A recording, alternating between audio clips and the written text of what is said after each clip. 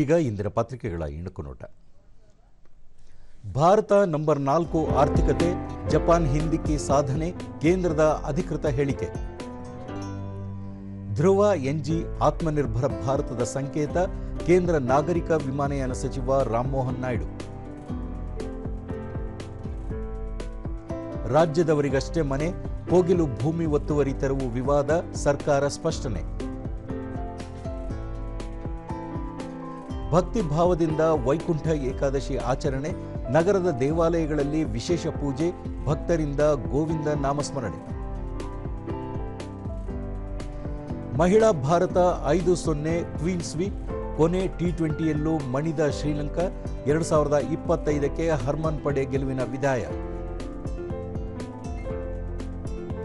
ಇವು ಇಂದಿನ ಪತ್ರಿಕೆಗಳ ಪ್ರಮುಖ ಸುದ್ದಿ. ಉಳಿದಂತೆ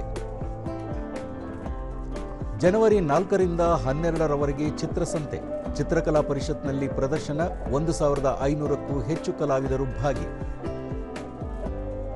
ಹೊಸ ವರ್ಷಾಚರಣೆಗೆ ಸಿಲಿಕಾನ್ ಸಿಟಿ ಸಜ್ಜು, ಜನಾಕರ್ಷಣೆಯ ಎಂಜಿ ರಸ್ತೆ, ಬ್ರಿಗೇಡ್ ರಸ್ತೆಗಳಲ್ಲಿ ಬಿಗಿ ಬಂದೋಬಸ್ತ್, 50 ಮೀಟರ್ಗೊಂದು ಕ್ಯಾಮೆರಾ, 20,000 ಪೊಲೀಸರು.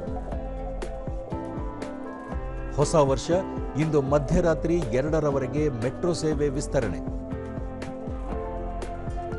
2025ರಲ್ಲಿ ಸೆನ್ಸೆಕ್ಸ್ 8% ಗಳಿಕೆ.